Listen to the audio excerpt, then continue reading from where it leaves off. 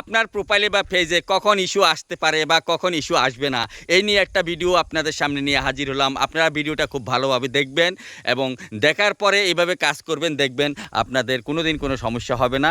আশা করি ভিডিওটা আপনাদের ভালো লাগবে এবং কাজে লাগবে। ভিডিওটা ভালোভাবে শুনবেন, একটু কি বলছি আমি। আপনারা যারা ফেসবুকে প্রফেশনাল মোড অন করে কাজ করছেন, আপনারা কিভাবে কাজগুলি করবেন আমি ধাপে ধাপে বলছি। প্রথমত আপনারা যে ভিডিওগুলি করবেন, ভিডিওতে কখনো আপনারা রক্ত দেখাবেন না। ভিডিওতে কখনো আপনারা একটা অ্যাক্সিডেন্ট হচ্ছে, অ্যাক্সিডেন্টের ভিডিওটা আপনি তুলবেন না কখনো। ভিডিওতে কোনো ধ্বংস হচ্ছে কোনো জিনিস, ওইরকম কোনো ভিডিও আপলোড করবেন না। বা কাউকে হত্যা করা হচ্ছে বা মৃত মানুষ বা একটা মানুষকে মেরে ফেললো বা খুন হচ্ছে, এরকম কোনো ভিডিও পোস্ট করবেন না। বা আগুনের মাধ্যমে পুড়িয়ে মারা হচ্ছে বা আগুন দিয়ে কিছু করা হচ্ছে, এরকম ভিডিও আপনারা কখনো ফেসবুকে পোস্ট করবেন না। যদি এগুলি পোস্ট করেন তাহলে কিন্তু আপনার আইডিতে ইস্যু অবশ্যই চলে আসবে। এরপরে আরেকটা গুরুত্বপূর্ণ জিনিস, আপনারা কখনো বস্ত্র ছাড়া কোনো বাচ্চাদের বা সেক্সুয়ালি কোনো ভিডিও আপনারা কখনো শেয়ার করবেন না বা আপনারা কখনো বানাবেন না। এগুলি থেকে আপনার আইডিতে কিন্তু ইস্যু চলে আসতে পারে। এই জিনিসটা খুব গুরুত্বপূর্ণ।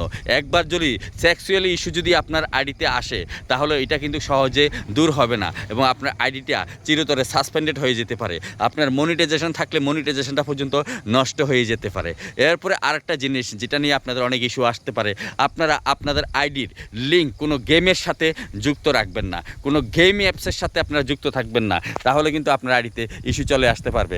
ওই জিনিসটা কিন্তু খুব গুরুত্বপূর্ণ, ওইটা একটু ভালোভাবে আপনারা লক্ষ্য রাখবেন। তারপরে আরেকটা গুরুত্বপূর্ণ জিনিস, কোনো বিতর্কিতমূলক বক্সে গিয়ে আপনারা পোস্টে গিয়ে কোনো কমেন্ট করবেন না। একজনে একটা খারাপ কমেন্ট করলো, তো ওই খারাপ কমেন্টের রিপ্লাই দিতে গিয়ে আপনিও খারাপ কমেন্ট করলেন, আপনারও কিন্তু সমস্যা হতে পারে। ওইটা মনে রাখবেন। কোনো রাজনৈতিক পোস্টে গিয়ে আপনি ধরেন একজন রাজনৈতিক নেতা বা কোনো একজন রাজনৈতিক পার্টির সমর্থক কোনো একটা পোস্ট করলো, ওইটাতে গিয়ে যদি আপনি ওকে কমেন্টের মাধ্যমে খোঁচা দিচ্ছেন, এবার উনি আপনাকে নানা ধরনের কমেন্ট রিপ্লাই দিচ্ছে, আপনিও দিচ্ছেন, ওইটা থেকে আপনার প্রোফাইলে বা পেজে ইস্যু আসতে পারে। ওইগুলি কখনো করবেন না। তারপরে বিভিন্ন মিডিয়াগুলিতে নানা ধরনের খবর প্রচারিত হচ্ছে, ভালো খবর হোক বা খারাপ খবরটার কথা আমি বেশি বলছি।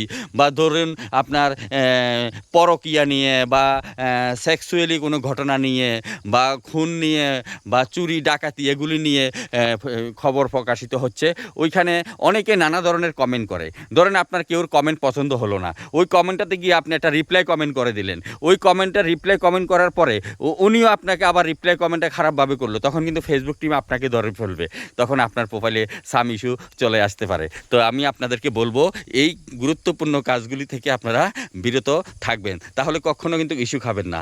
আর সবচেয়ে বড় কথা, কখনো কারোর পোস্টে গিয়ে খারাপ কমেন্ট কোনো দিন করবেন না। আর একটা জিনিস আপনারা মনে রাখবেন, আপনি যে প্রোফাইলটা দিয়ে কাজ করছেন, ওই প্রোফাইলটা দিয়ে আপনি কেউর বিরুদ্ধে কখনো রিপোর্ট করবেন না। এতেও কিন্তু আপনার প্রোফাইলে ইস্যু আসতে পারে।